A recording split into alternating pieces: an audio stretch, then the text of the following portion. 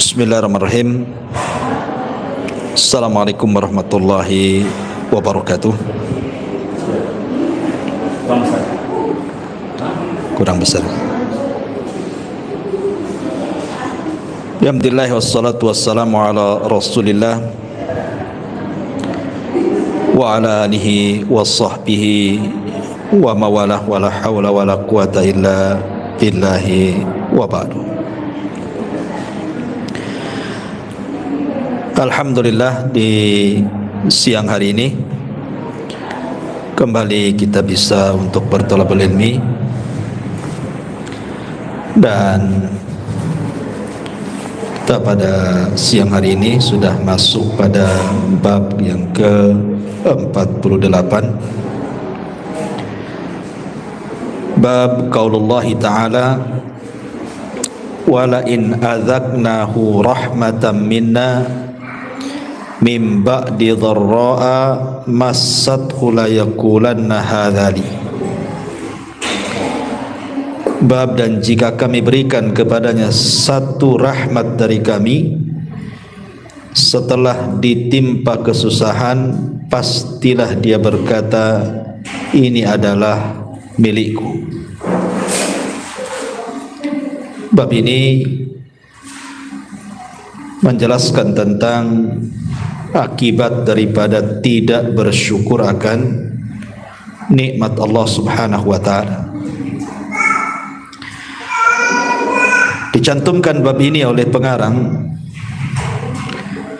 di dalam kitab Tauhid, tentu karena orang yang bersyukur kepada Allah, menasabkan nikmat kepada Allah, maka itu bentuk kesempurnaan tauhid.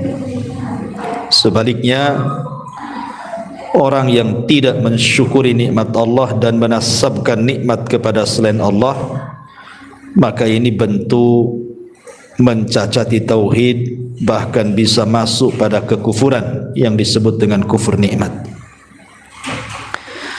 Baik, kita akan baca dalil-dalilnya dulu, baru kita jelaskan.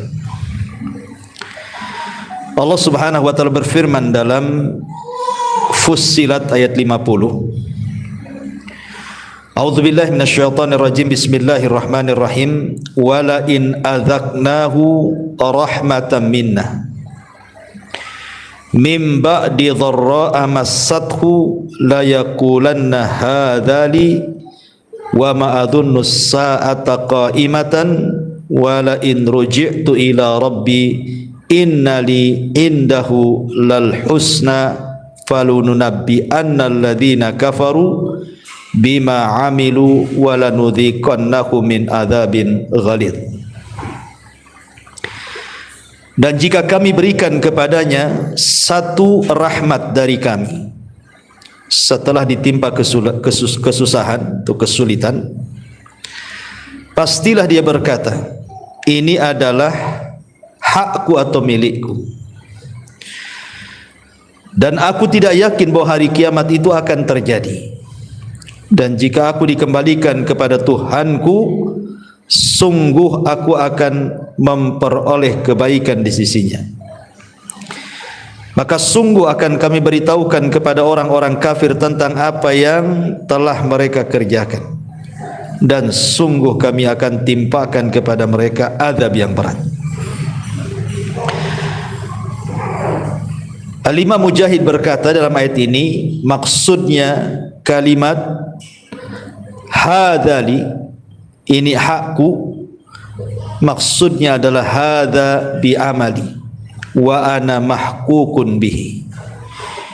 Ini adalah hakku atau milikku, yaitu karena jerih payahku dan aku berkah mendapatkannya. Ibnu Abbas radhiyallahu anhuma berkata, yuridu min indi, yaitu ini adalah dari diriku sendiri. Allah Subhanahu wa taala berfirman, innama utituhu ala ilmin indi, sesungguhnya aku diberi harta itu semata-mata karena ilmu yang ada padaku. Sementara Qatadah mentafsirkan ayat ini ala ilmin minni biwujuhil makasib, karena ilmu pengetahuanku tentang cara berusaha mencari uang. Dan ahli tafsir lain mengatakan ala ilmin minallah anni lahu ahlun, wa hadha makna qauli Mujahid utituhu ala syarafin. Karena Allah mengetahui bahwa aku adalah orang yang layak menerima harta kekayaan tersebut, dan ini makna yang dimaksudkan Mujahid, aku diberi harta kekayaan atas kemuliaanku. Taib. Ma'asyiral muslimat yang dimuliakan Allah Subhanahu wa taala.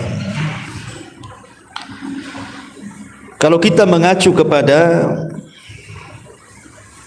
pendapat Abdullah ibn Abbas radhiyallahu anhuma, maka ayat ini isyarat kepada kisah yang sangat masyhur di dalam Al-Quran. Apa itu? Kisah Qarun. Jadi ayat ini ada isyarat menurut Abdullah ibn Abbas radhiyallahu anhuma.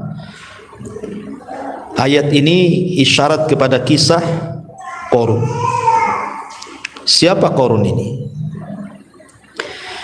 Ma'asyiral muslimat yang dimuliakan Allah Subhanahu wa taala, disebutkan dalam surah Al-Qasas ayat 76 dan seterusnya.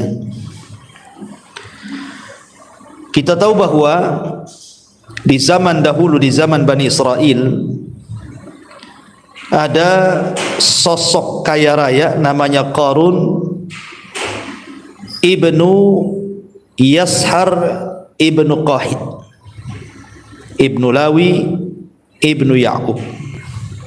Ada yang mengatakan dia putra paman atau sepupunya Nabi Musa. Dan Qarun ini dikenal di zaman itu adalah orang yang sangat soleh, orang miskin tapi soleh. Dan Allah Subhanahu wa taala anugerahkan kepada Qarun ini sebuah kemampuan membaca Taurat dengan suara yang sangat indah, sampai disebut munawwir, saking indah bacaannya Qarun ini. Dan Bani Israel apabila mereka rindu dengan kitab Taurat, maka mereka datang kepada Qarun dan meminta Qarun membacakan dengan suara indahnya. Artinya Qarun ini orang soleh pada awalnya, masih dari kaum Musa. Tapi kemudian Qarun ini menjadi munafik. Qarun ini menjadi munafik berdasarkan pendapat Ibnu Katsir. Dia menjadi munafik dan menentang syariat Nabi Musa ketika Allah Subhanahu wa taala bentangkan kekayaan, menunjukkan bahwa kekayaan itu adalah sirru tughyan, rahasia bejatnya manusia. Persis seperti firman Allah Subhanahu wa taala, kalla innal insana layatgha an ra'ahu istaghna. Sekali-kali manusia itu mudah jahat dan melampaui batas ketika dibentangkan padanya kekayaan yang banyak. Jadi saking kayanya, Bu, disebutkan dalam surah Al-Qasas itu, inna Qarun kana min qaumi Musa. Qarun ini dulunya termasuk kaum Nabi Musa. Fabagha alaihim, maka dia berlaku zalim terhadap mereka. Apa maknanya Qarun ini melakukan kezaliman?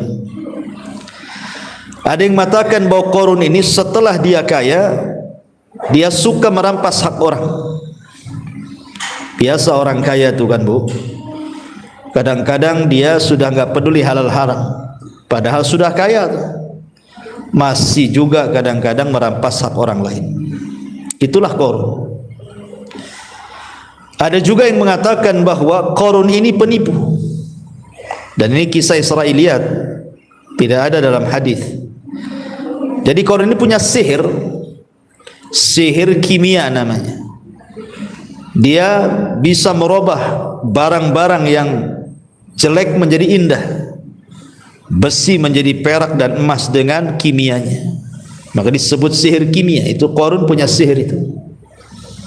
Jadi besi-besi disihir sama Qarun dengan obat-obat kimia, seolah-olah kemudian emas kemudian dijual, menipu orang. Ya.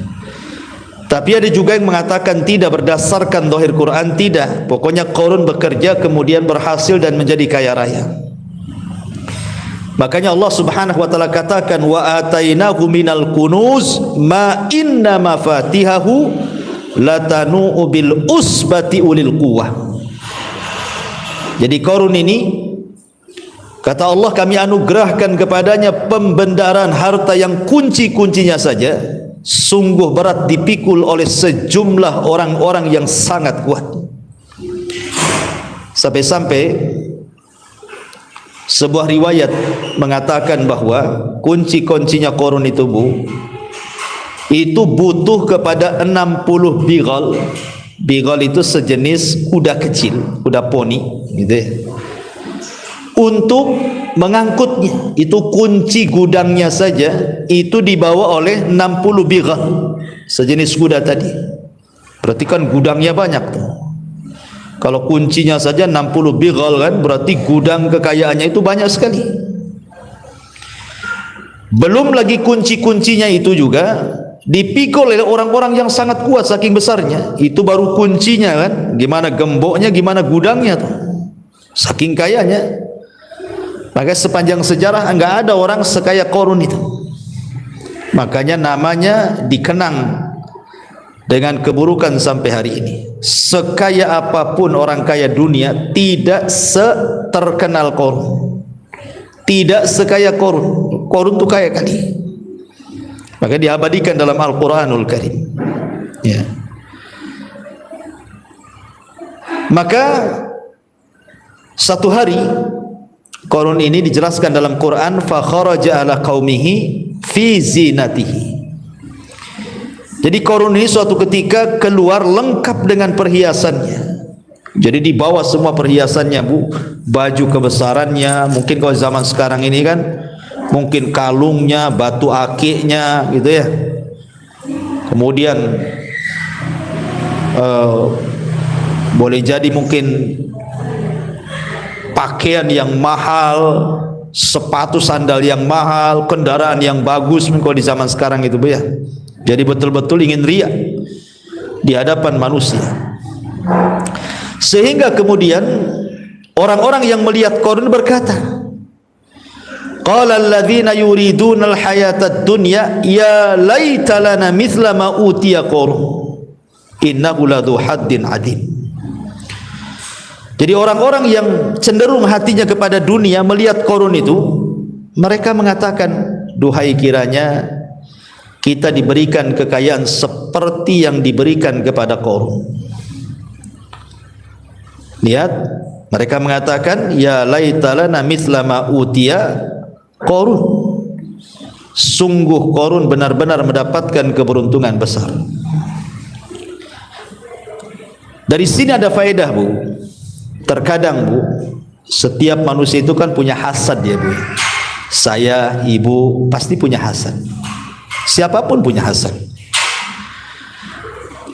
Maknanya gimana? Ketika kita melihat ada orang berhasil, tetangga kita berhasil, teman kita berhasil gitu ya, dari segi dunia, rumahnya bagus, mobilnya bagus, uangnya banyak, kerjanya enak, pokoknya berhasil lah, jadi pejabat gitu ya. Maka terkadang hati kita ini berpikir, kapan ya saya seperti dia ya?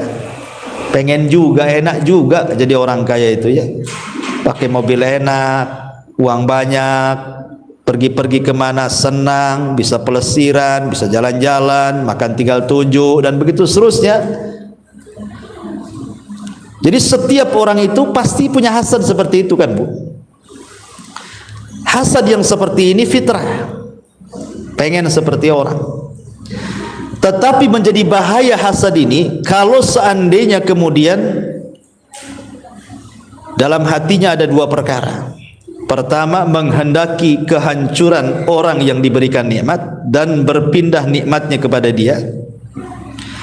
Atau yang kedua yang lebih parah, tidak menghendaki nikmatnya pindah kepada dia, tapi menghendaki kehancuran saja.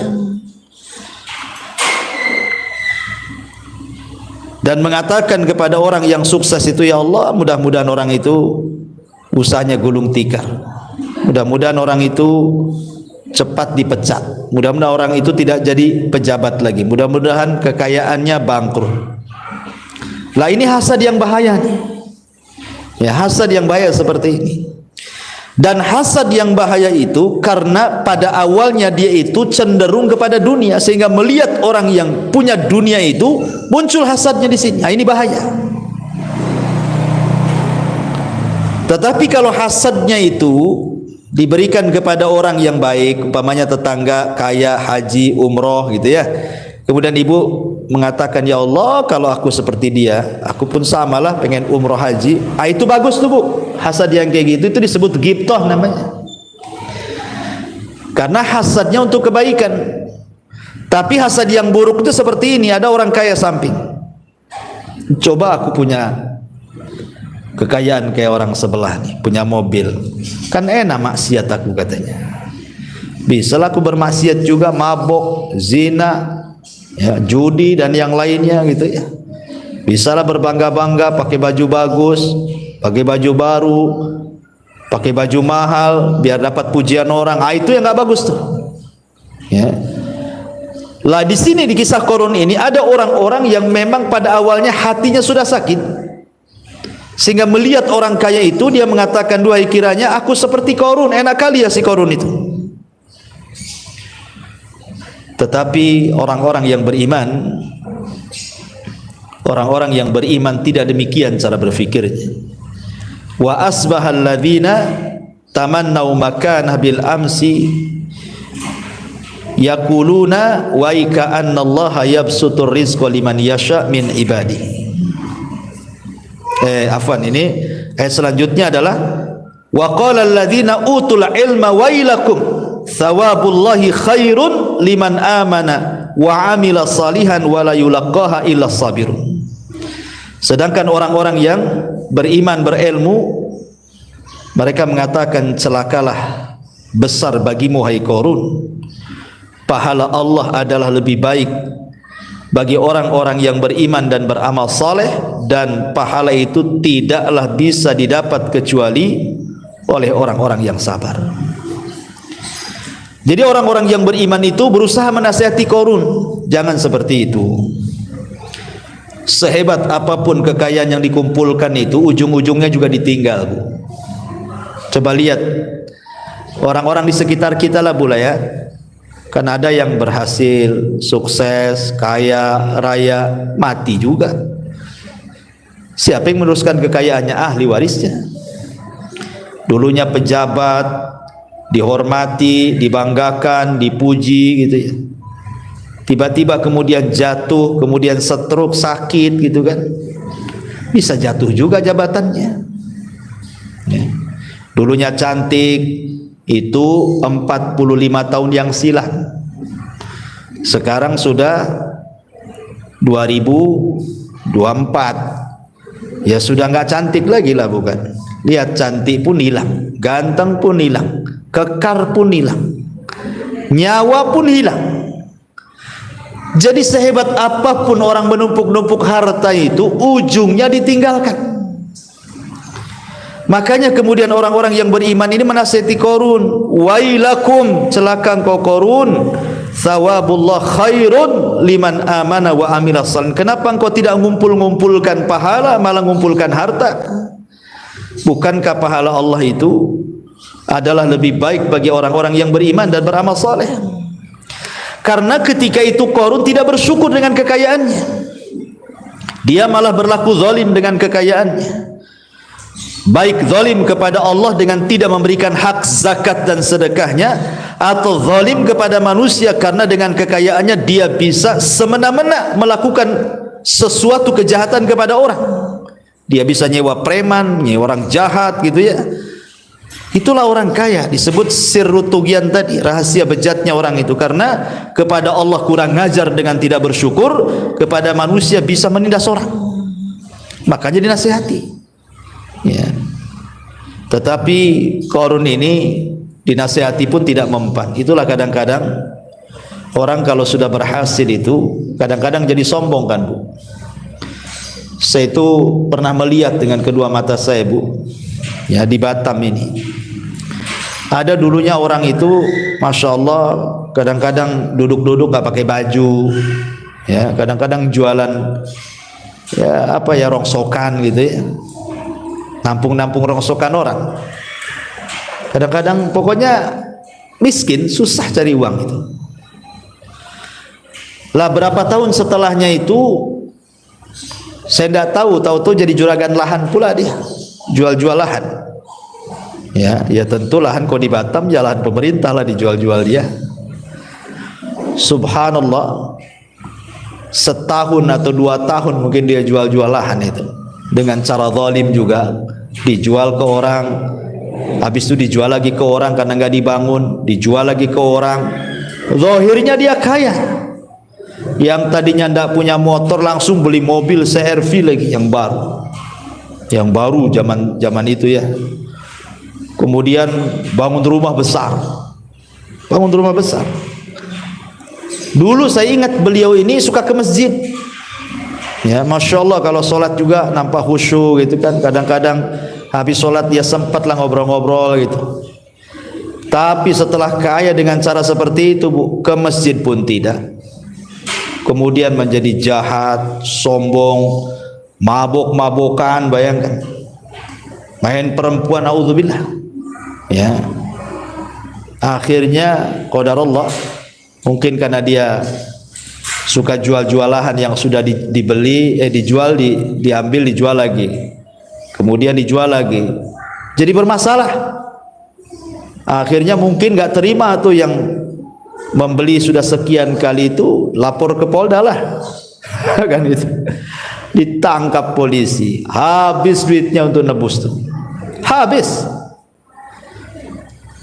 Belum lagi kemudian dikejar orang banyak tuh, karena ada orang yang sudah beli tanahnya nggak ada, jadi semua pada lapor polisi, Bu. Akhirnya apa? Tanahnya habis, rumahnya dijual, mobilnya diambil orang, miskin lagi, kasusnya nggak selesai, kabur ke kampungnya, Bu. Nggak balik-balik dia. La ilaha illallah. Ya, ini saya saksikan di Batam tuh. Jadi lihat bagaimana coba, kadang-kadang diberikan kekayaan sesaat kan gitu, malah kemudian digunakan untuk maksiat, nipu orang pula coba. Kayanya tidak lama, miskinnya cepat, berkasus, dicari-cari polisi lagi karena banyak lapor. Auzubillah.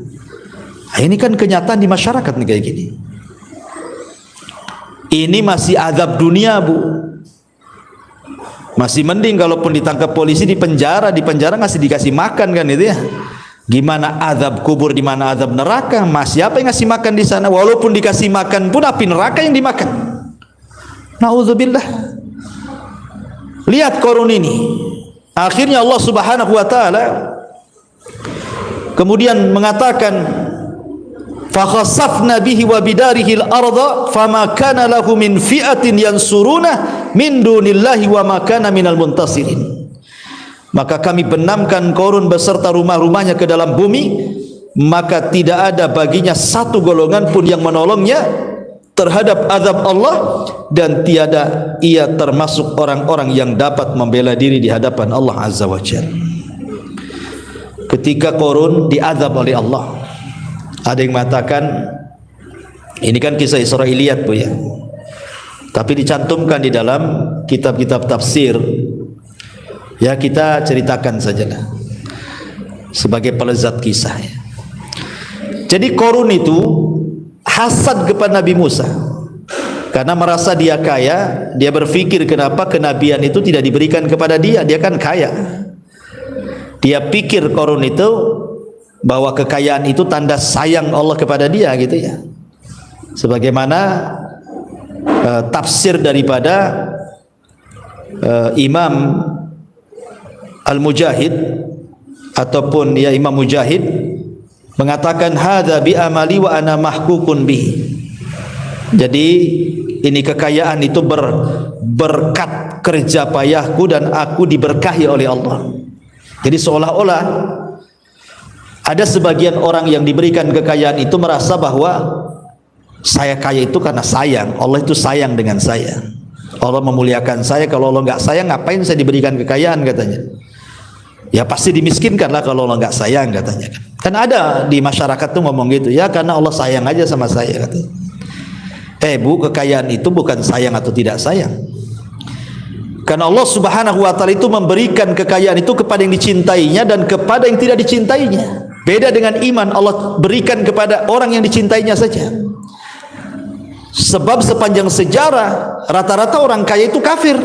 Namrud kaya kafir, Fir'aun kaya kafir, Abu Jahal, Abu Lahab kaya kafir, Al-Walid Umayyah kaya kafir, Haman kaya kafir gitu. Termasuk Qarun kaya kafir. Rata-rata kekayaan itu dipegang orang kafir. Artinya bahwa kalau seandainya memang tanda orang kaya itu tanda dicintai Allah, ya tidak mungkin Allah cinta sama Qarun, sama Namrud, sama Fir'aun, sama Abu Lahab, sama Abu Jahal. Kalau Allah sayang, kenapa masuk neraka orang-orang ini? Jadi menunjukkan bahwa kekayaan itu bukan karena tanda sayang. Boleh jadi itu ujian dari Allah Subhanahu wa taala. Jadi Qarun itu merasa hasad dengan Nabi Musa. Harusnya kenabian itu jatuh kepada dia, ngapain diberikan kepada Musa yang miskin katanya kan? Mulailah Qarun ingin membuat makar kepada Nabi Musa, karena ketika itu Nabi Musa mengutus orang-orangnya untuk meminta zakat kepada Qarun. Kata Qarun, enak saja, innama utituhu ala ilmin indi. Ini harta ini aku dapat semata-mata karena ilmu yang ada padaku. Kan banyak Bu yang sombong kayak gitu. Sampai ada cerita itu. Jadi ada orang kaya Bu, kemudian ada orang miskin bertamu. Kata orang miskin ini, Masya Allah, bersyukurlah antum diberikan kekayaan yang melimpah katanya. Orang kaya ini marah dengan mengatakan, bukan begitu, ini bukan dari Allah, ini kerja keras saya katanya. Ngomongnya gitu Bu. Enak saja katanya. Ini karena kerja keras saya, bukan karena Allah yang kasih katanya. Ini kan kufur nikmat Bu. Dia mengatakan innama utituhu ala ilmin indi, pasti seperti yang dikatakan Qarun, bahwa harta ini semata-mata karena ilmu yang aku miliki.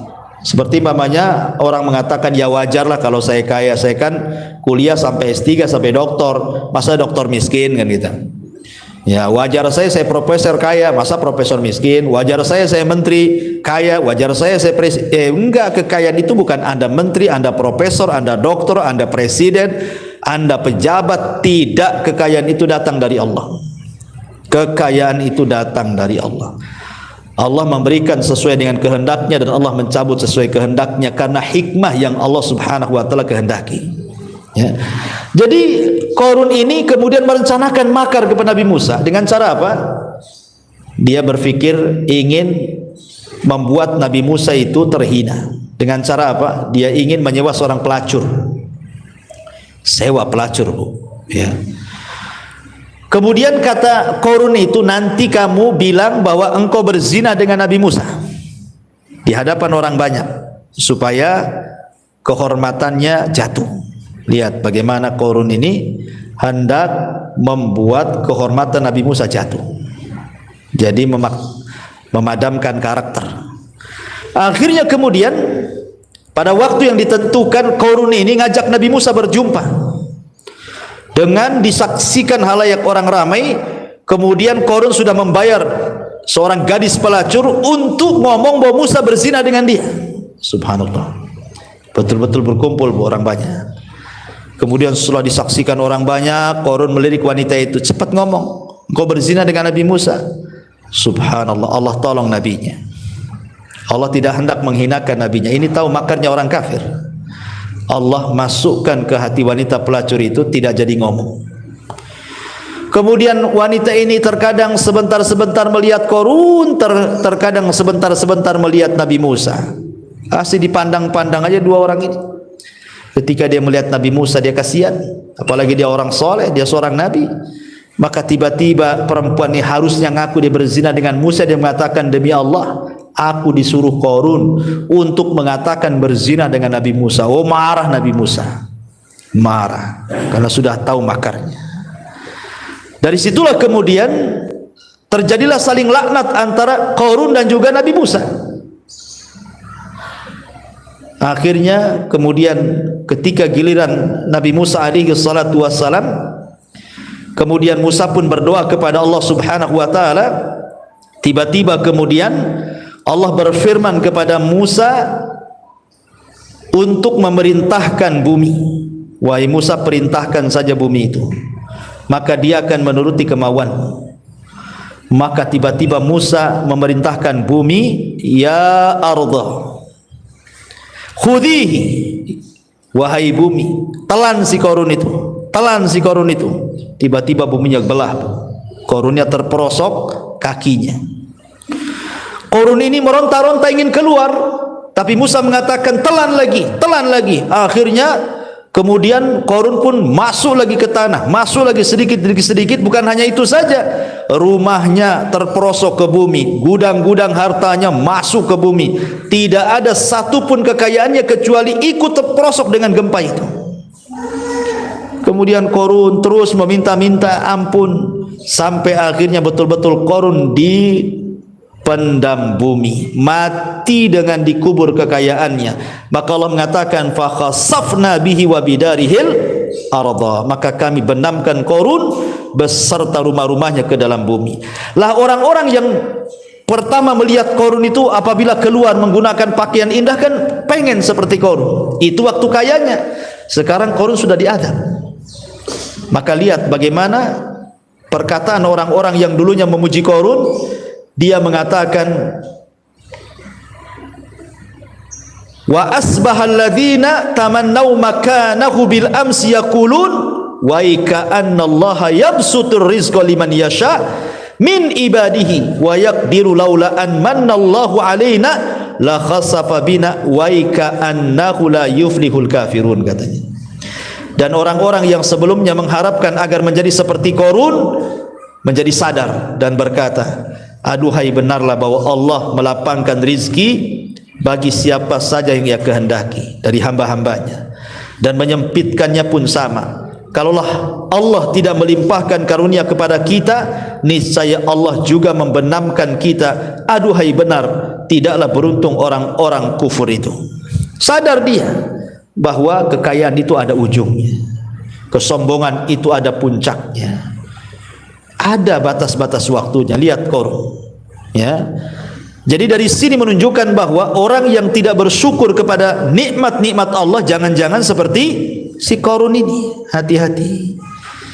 Ini kisah yang pertama yang disebutkan oleh mu'alif rahimahullahu taala dalam matan. Tapi kan di sini syahidnya dari beberapa penafsiran, baik itu Mujahid, Ibnu Abbas, Qatadah dan yang lainnya, Abdullah bin Mas'ud.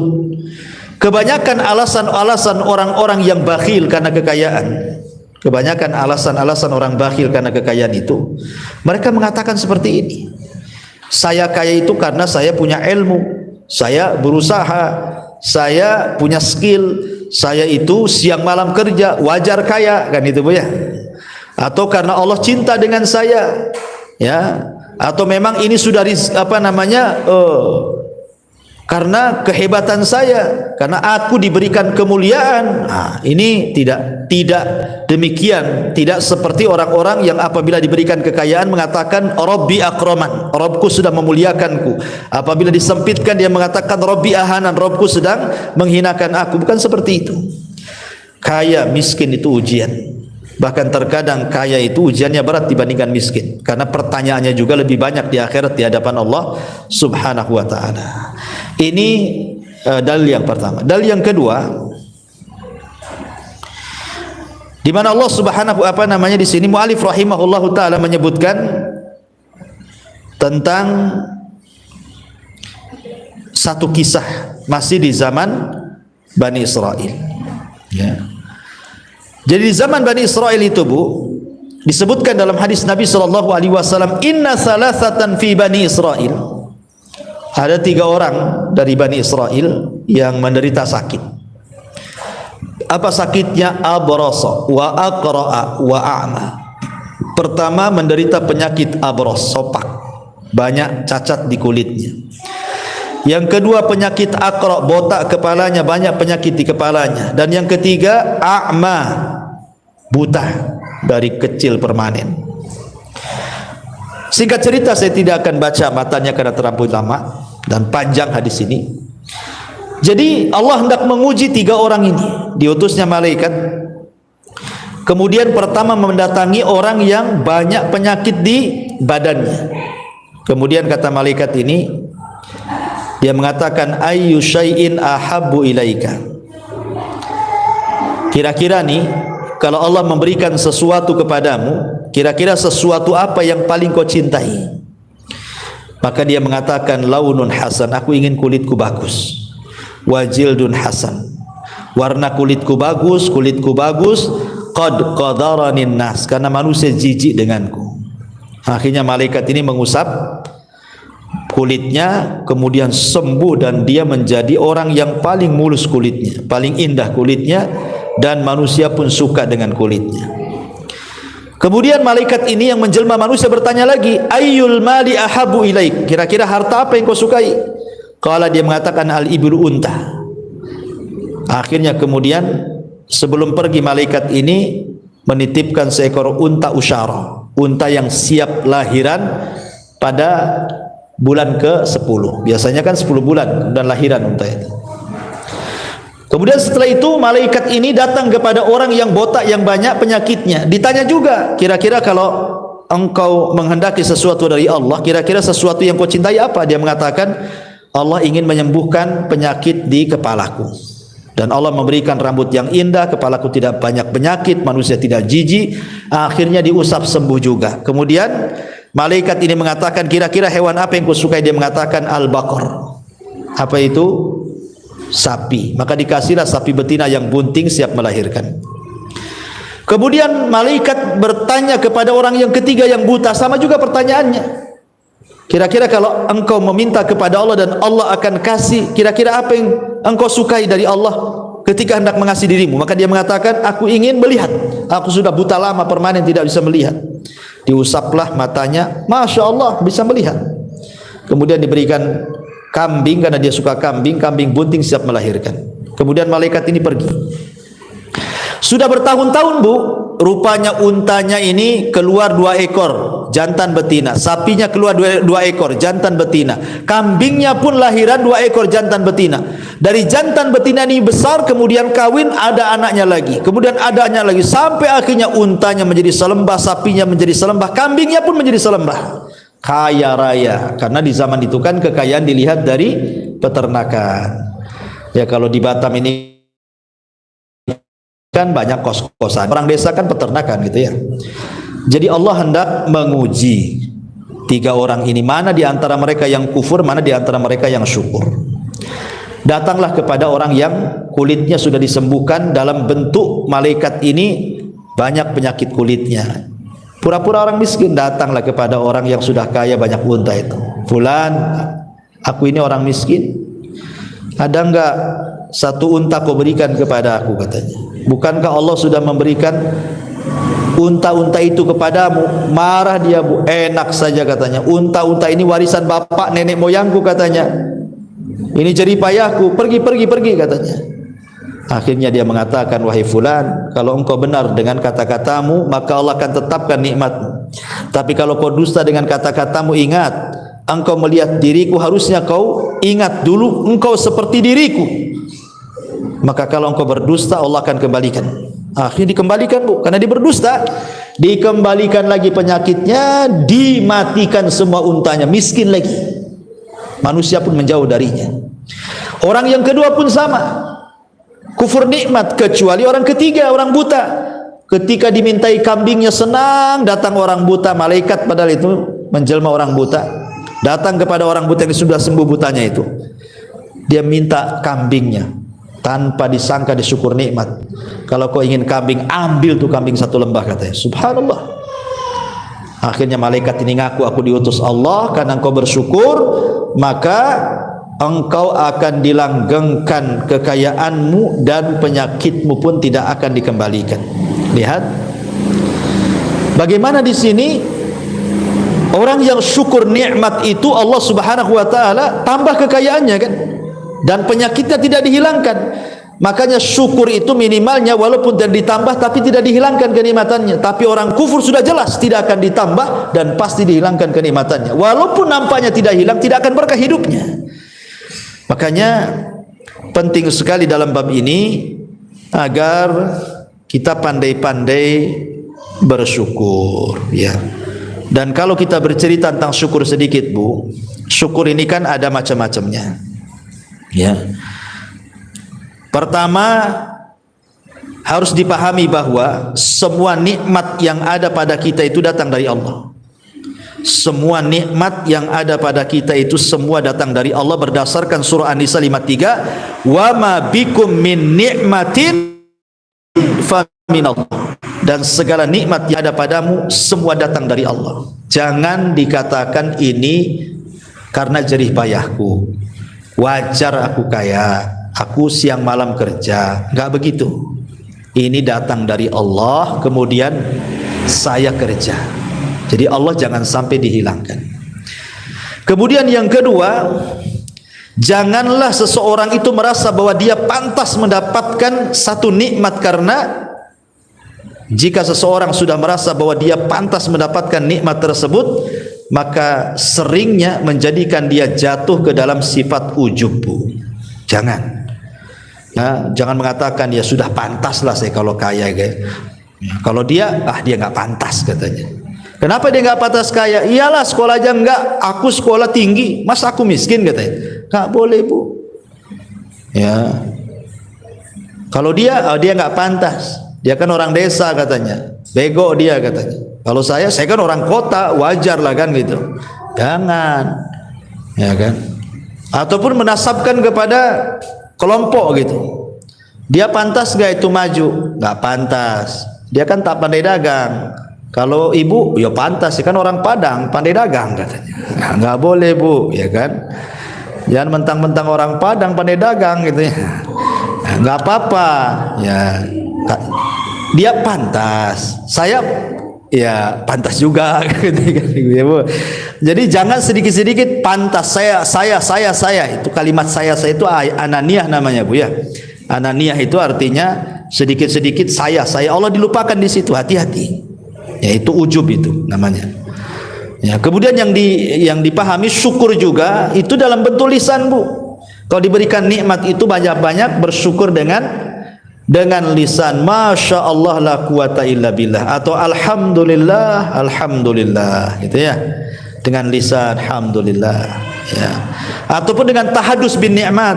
Boleh kalau menceritakan dulu waktu ibu miskin nggak apa-apa, cerita apamanya ke anak-anak, ya. Nah, dulu ibu ini sengsara, hidup di desa lah, maklum gitu kan. Kemudian entah kenapa dapat jodoh orang Batam, ketemulah dengan bapak di sini. Akhirnya sikit-sikit kami berusaha, pontang-panting jadi kaya. Itu namanya nggak apa-apa, itu tahadus bin nikmat, Bu. Ya, menceritakan masa lalunya ke anak-anak. Kamu juga nggak usah sedih-sedih, nanti juga sama juga. Kalau berusaha pasti Allah kasih, gitu ya. Jadi tahadus bin nikmat gak apa-apa, ya. Tapi tahadus bin nikmat itu bukan untuk ujub, untuk sombong. Pamannya melihat orang nih, aku juga sama seperti dia dulu kok, jadi tukang bangunan juga katanya. Tapi kan aku berusaha, akhirnya aku jadi bos sekarang, aku jadi pemborong ini. Dia aja yang bego katanya. Ngehina orang, Bu. Nggak boleh, itu ujub namanya. Nggak boleh ngomong begitu, ya. Nah, itu juga harus dipahami. Syukur dengan lisan, jangan kufur dengan lisan, ya.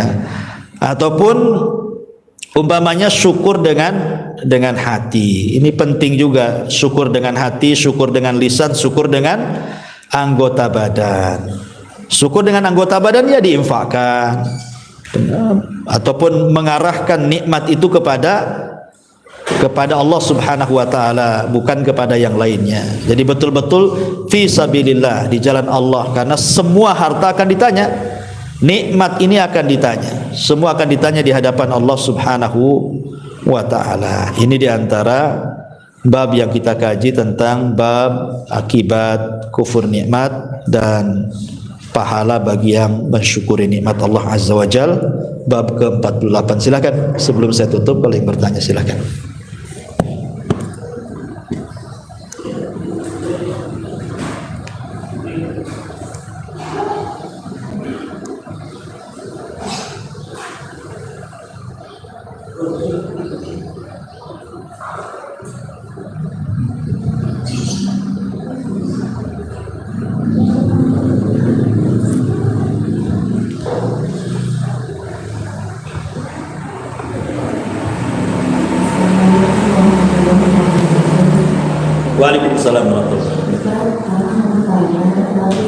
keluarga itu memang hari ini ada. Ayo, ngomong apa? Coba kesini kan.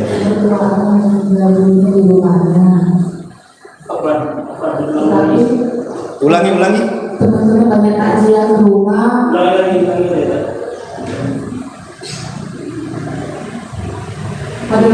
Pada ini Ustaz, mertua anak kan bulan 7 kemarin, tahun lalu bulan 7 meninggal dunia.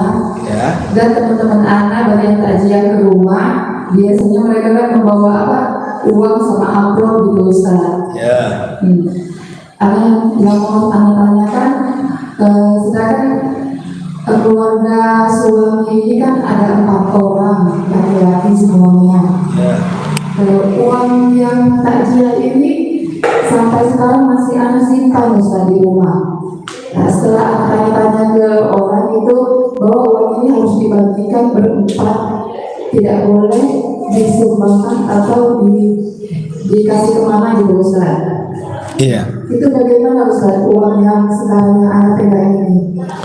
Oh ya, alhamdulillah. Assalamualaikum. Iya. Waalaikumsalam warahmatullahi wabarakatuh. Coba diarahkan mic ke sana.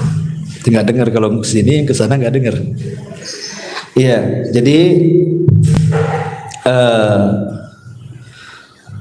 pertanyaannya ini, jadi kalau seandainya seseorang meninggal, kemudian datanglah tetangga-tetangga melayat, bawa amplop, bawa beras, bawa pisang, bawa macam-macam lah Bu ya. Tujuan tetangga memberikan uang amplop apakah untuk meringankan beban orang yang terkena musibah, biasanya kan gitu, biar nggak repot. Makanya budaya yang baik gitu ya, kalau takziah memberikan uang apa itu budaya baik, itu karena untuk meringankan beban.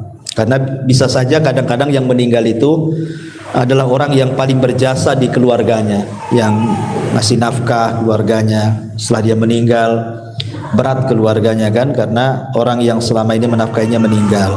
Itulah butuhnya uluran orang, sehingga takziah membawa uang, ya uanglah yang paling dihajatkan gitu Bu ya.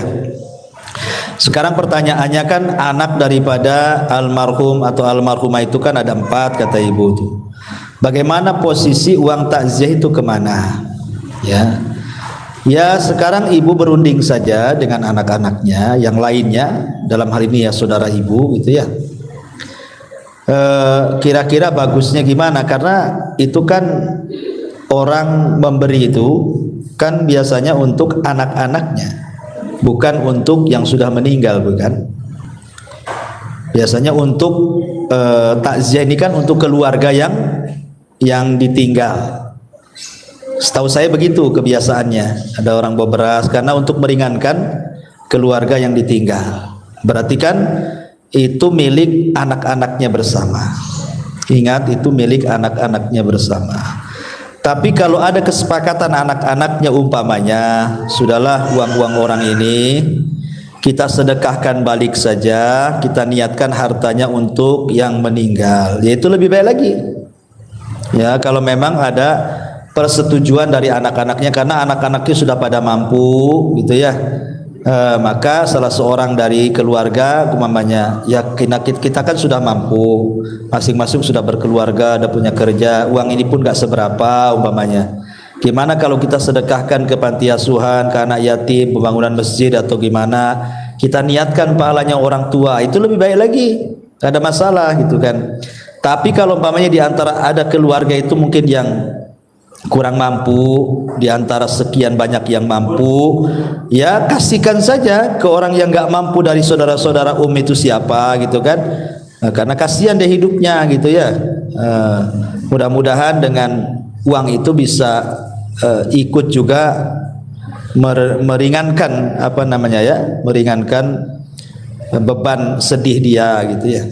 Jadi sebenarnya itu masalah luas ya, masalah apa namanya luas, tergantung kebijakan keluarga ya. Ya saya kira itu jawabannya. Wallahu a'lam. Kita tutup kalau nggak ada tanya. Subhanallah bihamdika, asyhadu an la ilaha illa anta astaghfiruka wa atubu ilaik. Allahu ta'ala. Assalamualaikum warahmatullahi wabarakatuh.